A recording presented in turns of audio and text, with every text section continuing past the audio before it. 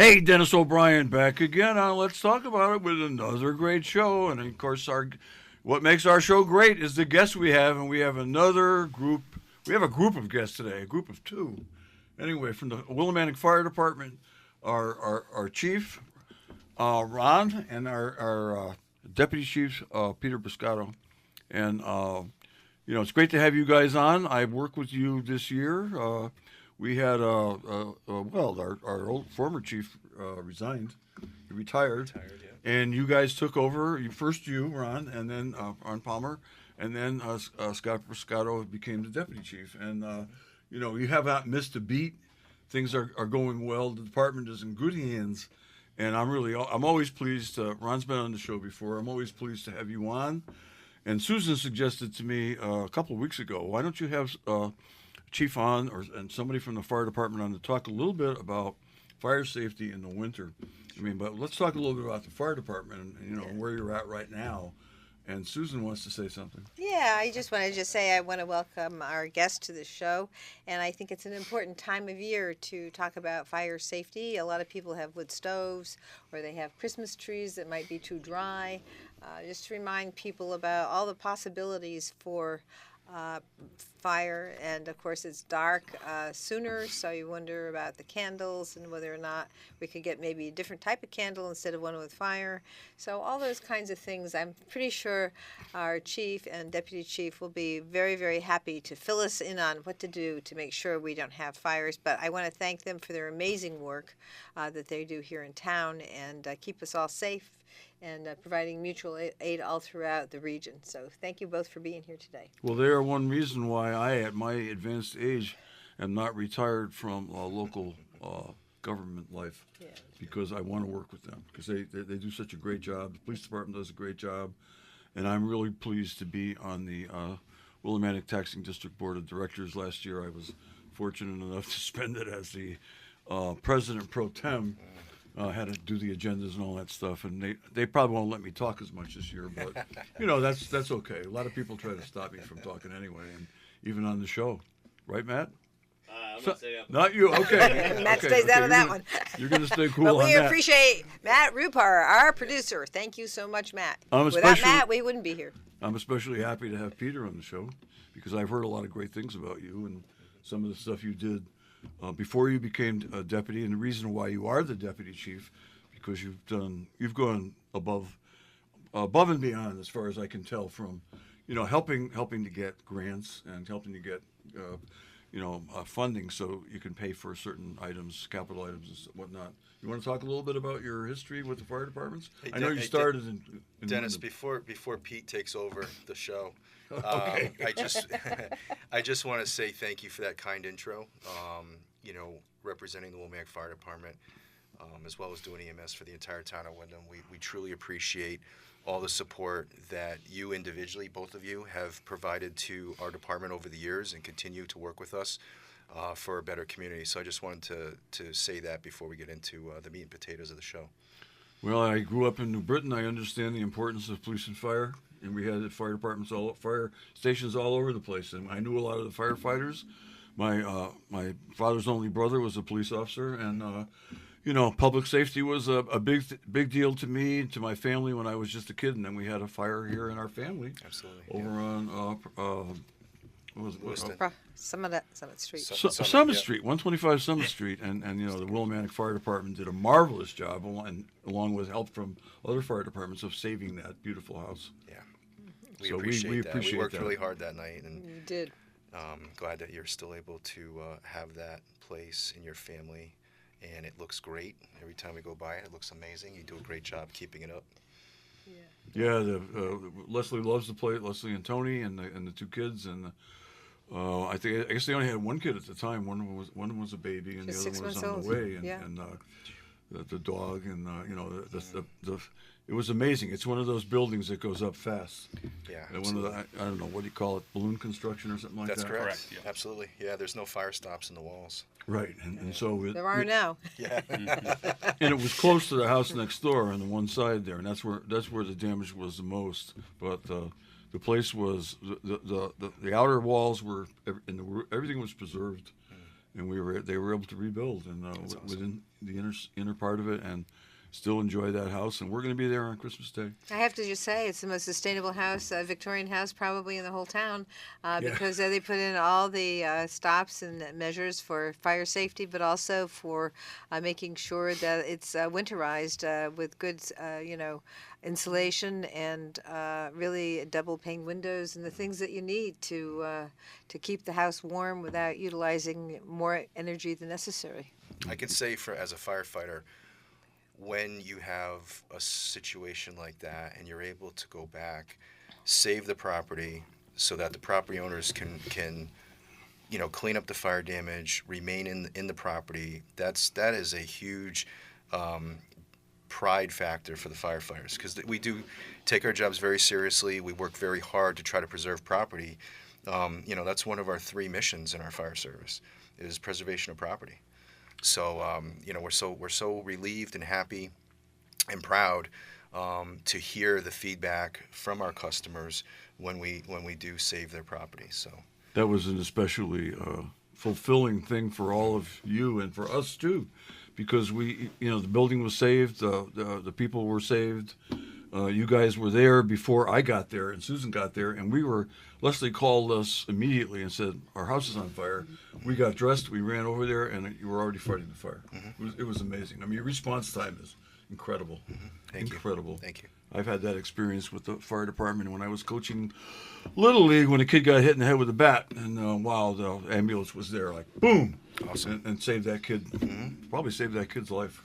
It was amazing. It was so scary. Yeah. But anyway, we realize the importance of public safety, and one of the reasons why we want to have you guys on, not just today, but periodically, Sure. is to, Of course. just to teach the townspeople about how well, we all know how dangerous fire is, but nobody knows like you do, and nobody knows what we can do about it to prevent it like you guys do.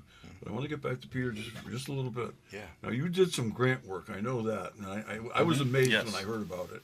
Just talk about it a little bit. I know maybe you don't want to talk about yourself, but I want you to do that. Okay, I'm proud of you, and I'm proud So, of the chief. as far as the grant work, actually it started before I was on the committee in the department. Around 2002, we really started getting involved with grants. I think actually Mike Bergeron was the first one to start writing some of them. And since that time, up until now, we've got just around $3 million in grants for the department. Some of them were solely for fire prevention, others were for the infrastructure of the building, exhaust system for the cancer prevention because of the diesel apparatus, a bunch of training and equipment, numerous grants for training and equipment. Okay, well, I appreciate all you've done. I know when I first heard about it, not from you, but probably from Chief Scrivener, praising you and praising others. And I've been there when I was on the board for a long time before it became a separate board. And we went over there and took a tour, and I think you were one of the ones who took us around and talked about all the stuff that is done over there when you're not fighting a fire. And one of the things that I wanted to say just before we get into talking about fire prevention is the ambulance part of what you do. And if you could talk a little bit about the ambulance and what an important part of the public safety in Wyndham, in all of Wyndham, it is. Please talk a little bit about it, Chief Palmer. Sure. Before I do that, though, I need to send a shout out to Senator Joe Courtney. His office has worked very closely with the fire department and the grant programs, the Assistance to Firefighters Grant Program. So I'd be remiss if I didn't mention his name. He's worked really hard with us over the years to help us through these processes.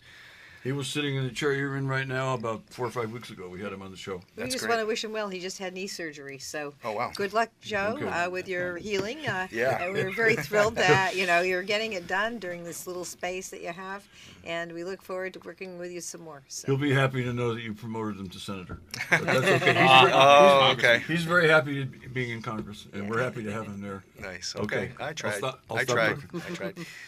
Very good. You did well. Right. So the ambulance service historically for Willimantic or the town of Wyndham really can kind of trace its roots back to the funeral homes in town. kind of started that business, and it kind of evolved from that. Locally in Willimantic, probably around 1973, the state of Connecticut was really started to pay attention to emergency medical services, and they had a couple of public acts, I believe, that were passed to support and acknowledge emergency medical service. We've grown extensively over the years. We currently have 4 ambulances in our fleet with the goal of maintaining 2 ambulances in service for emergency responses at all times. The town of Wyndham funds the ambulance service. The Willimantic Fire Department manages it and directs the operations of it. Annually, we are doing close to 4,000 calls for service that are based on medical needs to the community. And within the past 3 years, we've also extended a service contract to the town of Chaplin to provide transporting ambulance service for that town as well to help them in their time of need. Additionally, we do a tremendous amount of mutual aid responses to our surrounding towns to support their operations as well. We do bill. We use a third-party billing company to recoup costs of operations and maintenance. So if anybody has had to use our service, they may have noticed a bill. Typically, it goes to the insurance companies first. But annually, the revenue that we do collect from ambulance billing about pays for the ambulance service. That's fantastic. Give or take, it could be a downturned year. Sure. We may be, slightly below our revenue goals. But the difference that the taxpayers would have to pay for is a small amount in comparison to what it would cost the town for a private, for-profit ambulance service to do the job that we are doing. And the other benefit that the town receives is that our firefighters are EMTs. So depending on the call and the time available, the time of day that we're available, you're getting a dual service. You're getting firefighters, and you're also getting EMTs. So I was going to ask you that question. I said, or mention it, that you have a highly skilled group of people doing this work, much more highly skilled than you're going to find in most other places. Absolutely. I think it's incredible. Yeah, our team of firefighters, we have men and women firefighters. Our team is absolutely outstanding. A lot of the work was done by a lot of our captains and lieutenants over the years that have worked to develop our firefighters into the great team that we are now. Deputy Chief Briscato had a lot to do with that. At the state level, we send our recruits to the Connecticut Fire Academy recruit program. And any instructor that teaches in that program will tell you that the Willimantic firefighters are like the Swiss Army knife of the Connecticut Fire Service. We do everything that we possibly can in all different types of emergency responses. And when you are a Willimantic firefighter, you have that reputation of being able to do a lot. And there are other larger departments in larger municipalities where the firefighters aren't required to do as much as, say, a firefighter in Willimantic. So very proud of our team. They give it their all every day, and I couldn't be more proud to be their chief. I just wanted to say, one of the things when I was chairman of public health, I worked on making sure that there's a good relationship between all the, emergency medical services providers and the public safety providers as well with the state of Connecticut, particularly with respect to ambulance services with the Department of Public Health and Certification.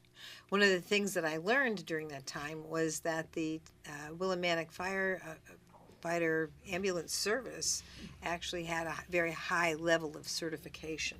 We Do you want to tell us a little bit about that? Sure. So not only are we EMTs, but there are a lot of medical techniques or practices that EMTs are permitted to do by statute, and our firefighters have acquired additional training. For example, somebody who has diabetes, we can check their blood sugars. We have the equipment to do that.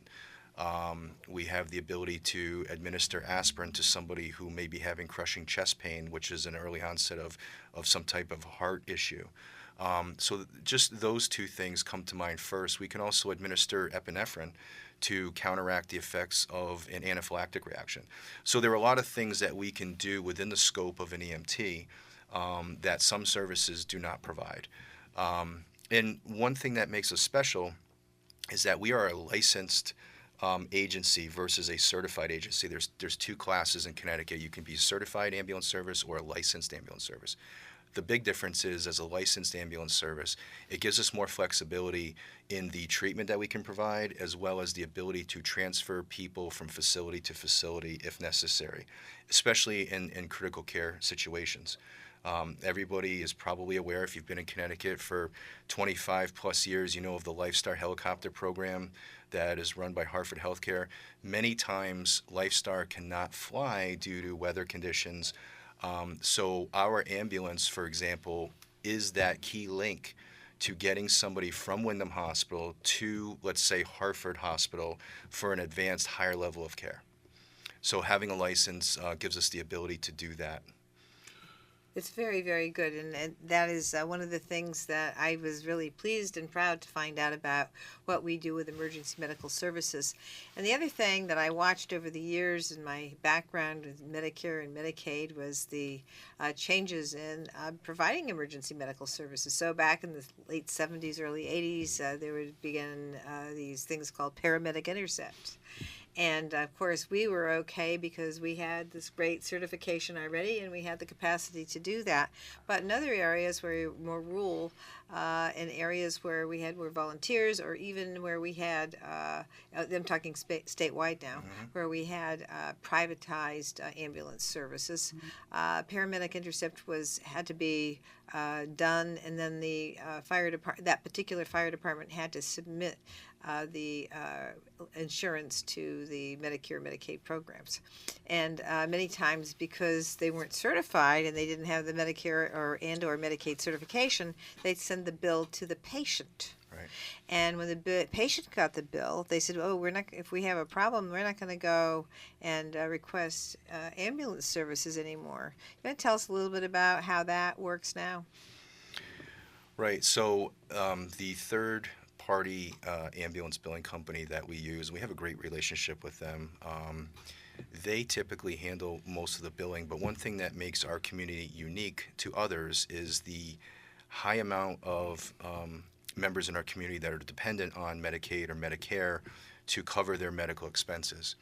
And one thing that we've done recently is we have maintained complete transparency and compliance with Medicare guidelines. Within the past year, we went through a very extensive Medicare audit as a service, which the results were that we're doing a fantastic job.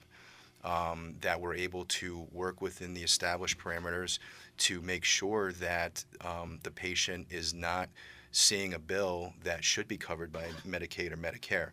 And a lot of that work starts with our boots on the ground. Our firefighters are doing a fantastic job using technology such as tablets, where they can actually start a patient care chart on scene.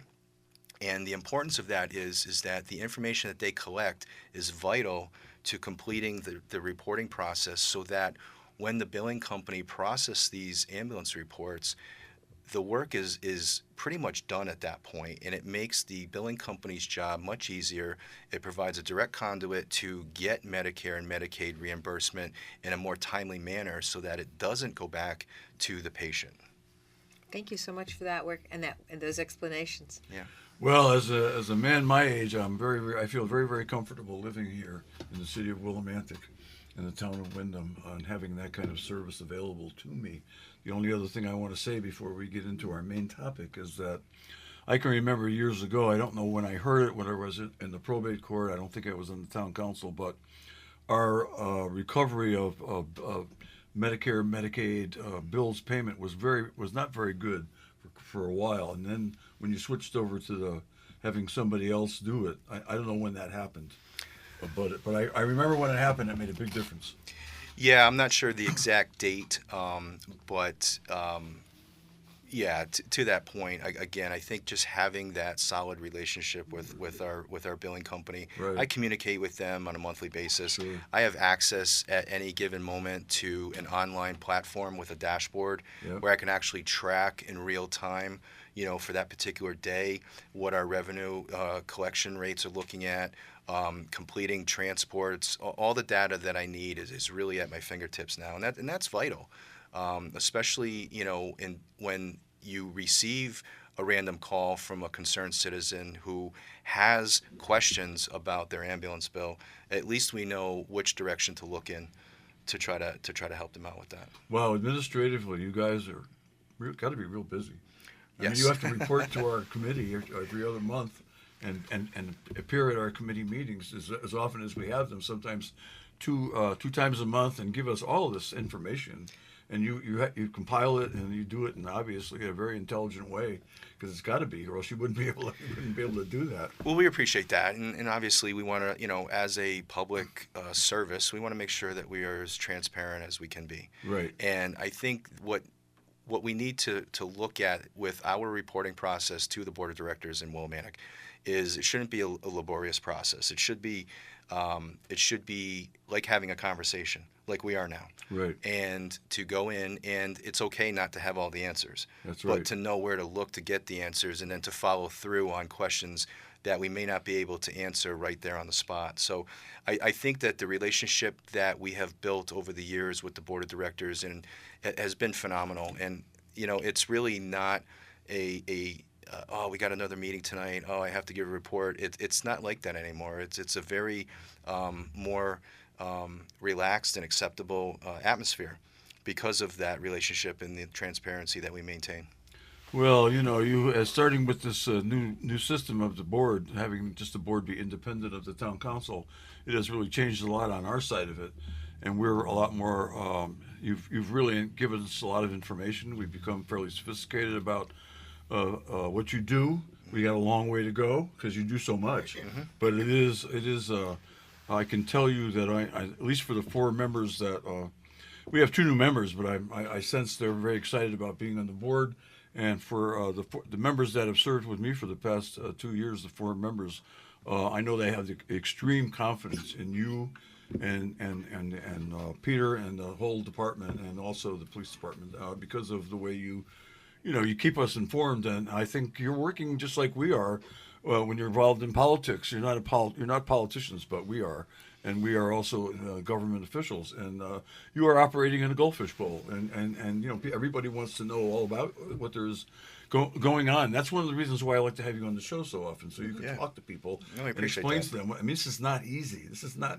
Right. Susan Johnson wants to say something. Yeah, this is Susan Johnson. I'm here with my co-host Dennis O'Brien, and we have our wonderful, very special guests this evening, Fire Chief Palmer and Deputy Fire Chief Piscato, and we will be right back after these messages, so stay tuned. Hey, Dennis O'Brien back again with another great Let's Talk About It show. We have our Fire Chief Ron and our Peter Piscato, our Deputy Chief here, and we've been talking about the fire department and all of the things it does. The main reason we have them on the show, though, is to talk about fire prevention, especially during the winter months, which we are in right now. Yeah. Pretty darn cold. Today is rainy, but we're having a lot of cold weather, and we will get a lot of cold weather, as you know, until springtime, which is my time of year. Right. Okay, so Yep. anyway, you guys want to tell us all about what we should be, what you want to pass on to the public about fire prevention. Sure. Being careful. Yeah. So trying to be organized like I like to be. Yeah, you are. I've broke it down into different categories. So let's start with heating equipment. I think that's a real key one. Often we go to calls for furnace backfires and smoke in people's houses, and what it really comes down to is just a lack of maintenance on their boiler or furnace. So a couple of things: if anybody is using space heaters, obviously follow the directions that come with the heater. Those are very important. Make sure that the space heaters are UL certified. Keep them at least 3 feet away from anything that could be flammable, which is just about anything these days. Our houses now are filled with more plastics and synthetic material than the old days, let's say. And the other thing is, don't leave them unattended. If you have pets, and the pet might be prone to going near the heater, that's also an area of caution, as well as young children. So a lot of things to remember. It's not just about setting it up and plugging it in and leaving it alone. You have to tend to it at all times and be mindful of it. And then getting back to furnaces, having a regular preventative maintenance schedule is really important.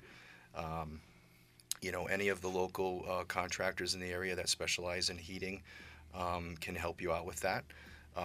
But having that inspection of the furnace, and if you have a chimney and you're a wood burning individual, it's super important to have your chimney cleaned out annually to prevent the creosote buildup within the flue, which ultimately can lead to chimney fires, which we know chimney fires have a tendency to extend beyond the chimney and start to actually burn the structure of the house. So those three key things there: 3 feet away from anything flammable, don't leave them unattended, and annual inspections for heating equipment. Well, I think I would never burn wood. It's just too dangerous. After the fire that occurred in our daughter's house and son-in-law's house happened because they had a fireplace and they were burning wood. Well, actually, let's be a little bit clear about that, because we had the brick, and so the mortar between the bricks, because it was so old, the heat got through that, and behind the fireplace was wood, a wooden structure to keep the fireplace in place. And so what happened is, because the mortar between the bricks, with letting the gas through, it caught the wood behind the fireplace. They put the fire out the correct way before they went to bed. Everything was out. I was actually there that night. I was on my way to the gym and saw that, and she put everything out, and there was nothing going on in the fireplace at all. Yeah. But because of the mortar, and because of the way that the historic people had put the fireplace together with wood behind it, that's what caught fire and shot straight up. No, I through the understand. chimney. I'm not blaming them. I just want to be clear about what to I watch don't out want for. to. I don't want to start a family.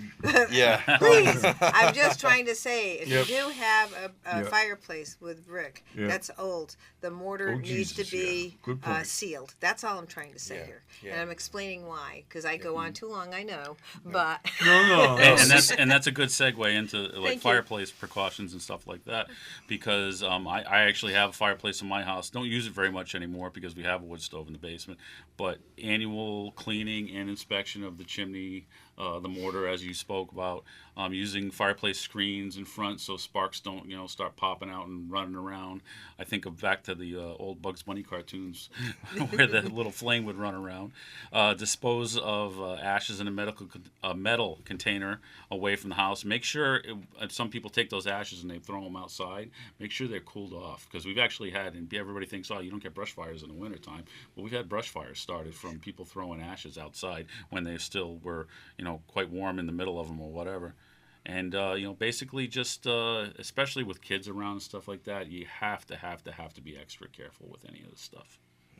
very good. Thank you for that. That's great, because we never thought about the mortar and making sure it's sealed and that No. sort of stuff. It's Right. Why would we think about it? and by the way, the people who inspected her chimney annually never told her about the mortar either. Yeah. So she had annual chimney inspections as well before they actually utilized the fireplace. And guess the the- people who were supposed experts in that area should have informed them about the problem with the mortar. I guess the lesson is if you have an old house and the fireplace is old, you better be extra careful. Absolutely. Extra careful. Absolutely. I certainly wouldn't burn wood in a place like that. I Right. would be scared after what happened to us. Right. Yeah. Right. Yeah. So we're talking about fireplaces. Let's just kind of dial that back to a little micro level when we talk about candles. Let's talk about candle safety. Having a stable base, a heat-resistant surface where your candle is going to be placed is super important. I mentioned earlier about children or pets. That's another consideration. It's not that it's the curiosity a lot of times, or it's just the lack of situational awareness, and a candle can get knocked over very easily. So just some considerations there. And, obviously we want to encourage battery-powered candles, those faux candles that are available. those can emit just as much light as a natural candle. So there are options out there, and obviously do not leave them burning unattended. Make sure if you're leaving the room, if you're leaving the house, that you do a thorough job and make sure that the candles are blown out. And just like the fireplace and the heating equipment, distance too. You can't have your candle very close to, dish rags or towels that you have in your kitchen, or maybe on top of a cloth, a table cover or something to that effect. These things, unfortunately, sometimes be catalysts for starting fires. You would think that would be common sense, and I think it probably is for people as old as even the younger of us here. But when you're really young, and this is really aimed at, I'm thinking when I was younger, and I remember using candles, and I don't think we've used candles in a long, long time, Susan. I can't recall. Well, We use them when the power goes out. But When I the also power, have, yeah, I that's have right. a lot of flashlights. We have lanterns. Flashlights We and have a all, lot of yes, things the that electric stuff, yeah. And we have things now. A candle really can't do your work. And when the power goes out, we must continue our work, right, Dennis? And so I have Absolutely. Can't lanterns. stop I have working. lanterns instead now You that have are battery lanterns. operated. you Yes, guys are yeah. prepared. Yeah. That's right. Candles. We never stop working though.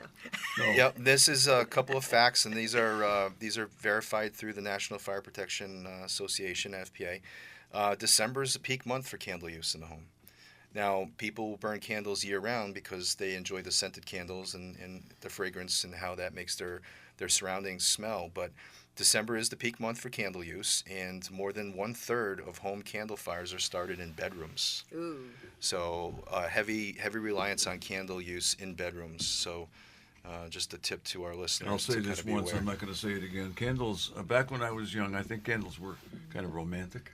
Yeah, that's true. That's why I'm talking about young people, Yeah, like yeah, when I was young. yeah. And they used to be quite. When you go out That was a long time ago. when you go out to restaurants, a lot of the candles would be on your table. Yeah, that's You know. right. Having fire in my forgotten house, about though, that. doesn't turn, it scares me. Yeah, no, I got you. I got you. So some other areas too is electrical safety. 'Tis the season. There's many different holidays celebrated by many different denominations during the month of December. So electrical safety is important. We talk about not overloading your outlet. With holiday lights or additional appliances. Checking your cords to make sure they're not damaged or frayed in any way. Making sure again that they're UL listed. That's very important because that means that they've met the criteria for safety requirements before they can be sold on the market. So there's just something else to consider. A lot of people just don't think about it. They go to the store, they pick one up, they buy it, and they reuse it year after year after year. It can get walked on, it can get driven over. We don't think about just running a quick inspection on that. It could just be as simple as taking a cord and just running your hand or fingers over the entire length of it and see if you pick up any anomaly, a fray, or a cut in the coating. You see more use of electrical devices as the years have gone by. Do you think there's more fires caused by electrical devices relative to other fires now because of the use of all these devices and all this equipment that people have in their homes? I think that's a fair statement. Definitely with the lithium-ion battery dependence that our society has become, ever increasingly using. There's a whole nother segment that we could do on lithium-ion battery safety, but I think the important thing is to don't buy aftermarket brands. Try to avoid those if you can. Typically, they may not meet the safety requirements that you would normally expect. And again, not overloading an outlet. Using an approved charging cord is also key. It's very easy to pick up an aftermarket charging cord, and that may not hold up to the use that it's expected to. I just want to quick. Oh, I'm sorry. Go ahead. There's a lot of things that you can buy on the internet now from all sorts of different sites that come from various sources that they don't have a UL approved, they don't have an FM approved, and that means that they didn't undergo any tests at all. And even sometimes you'll find stuff that'll come in and it actually isn't even rated for this country. Yes. Because it's just, it comes from wherever they bought it from. Another thing, too, is we have to be very, very cognizant of is extension cords. Extension cords are huge for starting fires and stuff like that. Never, ever, ever put appliances or heaters, space heaters or whatever, on an extension cord.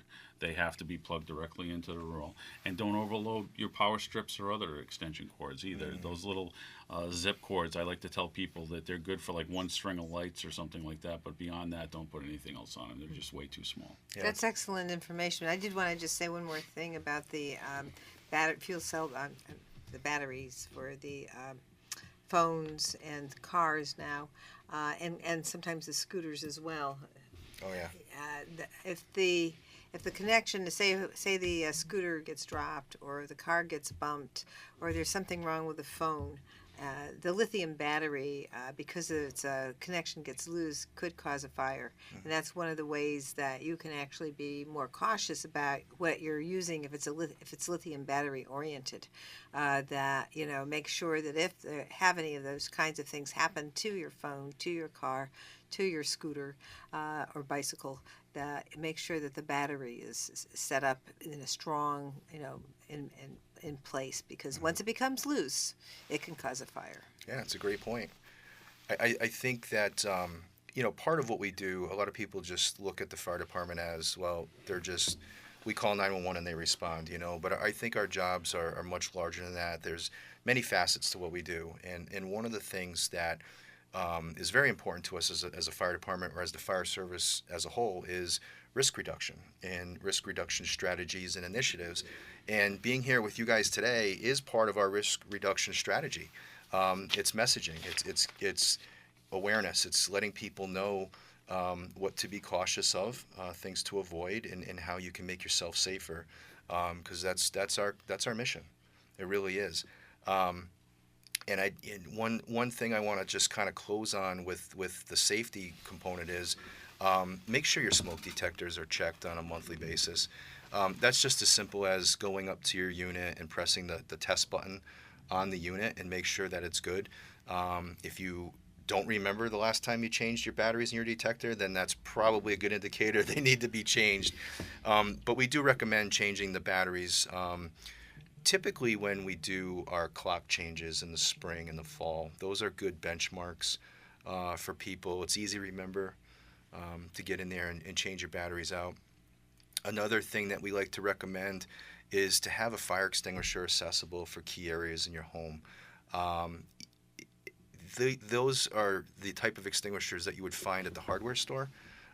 They're very small, maybe 5 pounds, but what is important about that is keep it near a cooking area, or maybe you have one in your garage where you may have a lot of electrical equipment, because what that would do is that's just another tool for you to protect yourself, and as you're exiting your property, if there is, God forbid, a fire. We tend not to encourage people to fight their own fires. I think we would like to help them do that, but it helps you buy time so that your family and your loved ones can escape safely. So I do want to mention that. And then I think the other key component is to know two ways out of your property, wherever you live. Know how to get out in the case of emergency. If you depend on one means of entry and exit, try to have a secondary way to get out of your house when there's an emergency. And then if you do have multiple people that live with you, try to have a meeting place that you can all agree on. That's easy, so that in the case of emergency, especially in the middle of the night, if you're awoken from a deep sleep, cognitively you might not have your sense or wits about you. Your adrenaline can interfere with your ability to think clearly. Have an easily identifiable area outside of your home where you can meet up, so that everybody can do a head count and see who's out. Because when the firefighters get there, that's the first thing we want to know. Is everybody out? Is everybody accounted for? Because that puts a whole different dynamic on how we mitigate a fire. Mm-hmm. I just want to add a little bit to that. That's excellent, because having ways out other than the doors was very important, especially for the second floor. And one of the things that I used to do when I first got out of college was license family daycare homes. And so one of the things that we always made sure about was to have a place where there might be some type of a rope ladder that you could throw out the window and make sure that you can get the kids out. And of course, we'd license second-story apartments, and because I was designated to do Norwich, so I had the whole town of Norwich for myself. And there's a lot of multifamily dwellings there. But it's interesting that you could actually get one of those types of things for a home where you're all sleeping upstairs and you need to get out because the downstairs you can't get out because that's where the fire is. Right. So getting a rope ladder is a possibility too. I'd like Pete to also piggyback on what I've been saying, just so you hear a different voice. Pete, you just want to tell people about carbon monoxide safety? So carbon monoxide is odorless, colorless. It's very dangerous. I was just reading an article this morning about how, unfortunately, a lady was a fatality in a fire department. I think it was down in Pennsylvania, and the 11 firefighters also got overcome by it. Everybody thinks that it's something you can see, something you smell. It just is not that way. Carbon monoxide detectors are recommended and required for new construction for any building with a type of furnace or boiler that has a fuel. Could be like propane or natural gas or oil. Or even wood stove or oil, is fits that. So we recommend carbon monoxide detectors for any of those homes. And even if you don't have a fossil fuel furnace or something like that, the funny thing is that over the years I've actually seen carbon monoxide detectors go off before smoke detectors during structure fires. So they sometimes, depending on the way that the smoke is moving and stuff like that, they get a little bit of a jump on it too. So they're a very, very valuable tool for something that is very, very dangerous. That's a really good point. That's really important. Yes, it is, especially when you've got HVAC systems in so many places. I think that probably that's maybe the easiest way for carbon monoxide poisoning to occur, but I could be wrong. I mean, but it certainly is one way for it to travel through the house quickly. Yeah, no, you're not wrong, Susan. I think that one thing that a lot of people don't realize is that carbon monoxide tends to move around in pockets within the air, and it can fluctuate. So it can get drawn into some type of heating and ventilation system and be dispersed to other areas. So no, that is a good point. I just want to also touch upon with the holiday season and trees that are brought into people's homes and the safety that is involved with that. We just had an example in the town of Sprague yesterday where there was a residential structure fire that was dispatched, and the caller reported that their Christmas tree was on fire. So just, real quick, obviously picking the right tree to bring into your home is important, making sure that it's fresh, that the needles are really green on it, that it's not already falling off the tree when you purchase it, because that's a significant sign that it's dried out already. Just prepping the tree within your home is important, cutting an extra 2 inches off the base so that you're getting a fresh portion of the trunk to actually continue to absorb water from the tree stand. Making sure it's 3 feet away from any heat source, such as fireplaces or candles or heating vents. And making sure that your tree is not blocking an exit for you. Oftentimes, trees are put in a position where they can become an obstruction to people who need to evacuate their property in a timely manner. Maintaining the water in the tree base is super important. Keeping that tree fresh and hydrated are some key points that I just wanted to leave you guys with. And obviously, don't put candles on it. And try to move. If your lights are old, if they're old strands of lights, it may be time to consider upgrading your lighting to an LED-based lighting, which does not emit the heat that the old incandescent lights do. Is another important tip. So I just wanted to share that with you. And then after the holiday season's over, it's probably important if you're gonna forget to water your tree and not keep up with it, it's time to get it out of the house. And do you know of any places? This is just off the top. Somebody just asked me, where can we bring the trees once we're finished with them for the holidays? Do you have any ideas about what people can do? Sure. I would encourage people to look at their towns where they live and see if their transfer stations will accept trees at no charge. And many times these trees, when they're disposed at transfer stations, they're ground up to make mulch that people can use to enhance their landscaping in the spring. So that's where I would be looking at as Great. far as disposing of the tree. Thank you for that information. You're welcome. Yeah, we're down to our last 2 minutes. Time flies when you're on the radio. Yeah, it does. And we're at a taxing district meeting. Not so much. But anyway, we're down to the last couple of minutes. You Right. guys have anything you want to add at the end and to finish up the show? As always, just thank you for the opportunity to sit with you guys for a little bit and to talk shop, at least from the fire department perspective. And again, just gives us an opportunity to continuing with safety messaging to the public. So we really appreciate that. And regardless of which holiday you're celebrating this season, enjoy. I hope it's happy and a great experience for you and your families. So, Peter? Pretty much the same. Very much appreciative of allowing us to get out the safety message, especially this time of year and everything like that. We want to make sure that everybody's family is happy, healthy, and safe. Well, you're doing us a big favor by being on. We like the show to be meaningful to the community. We get one show a week. We're not like Wayne Norman 5 times a week. And we do have our own audience. And, our audience is very responsive to what we have on the show. We have great guests every week, and you guys are no exception. We're great to have you, and we hope you come back soon. And I'm so happy I think I learned some stuff today that I've got to think about and go back home, and Susan and I will talk about it and say, hey, maybe we're not doing it exactly right. Oh, wow. Well, we'll have a Let's Talk About It show right in our house. We will. I just want to wish you both a wonderful holiday season and wish our listening audience a wonderful holiday season as well. We have so many holidays to celebrate, but we're coming up on Christmas, so Merry Christmas. you as well. Thank you very much. Okay, thank you so much, Chief Palmer and Deputy Chief Pescato. Thanks for being on the show. We've had a string of great, starting with Joe Courtney several weeks ago, of great shows every Friday. Not that our previous shows weren't great when I look back on them, but we're doing real well here. The show's very popular. We're getting a lot of great feedback from the community, and you know what makes the show? The guests make the show. Absolutely. The It's all guests about make the the show, and guests.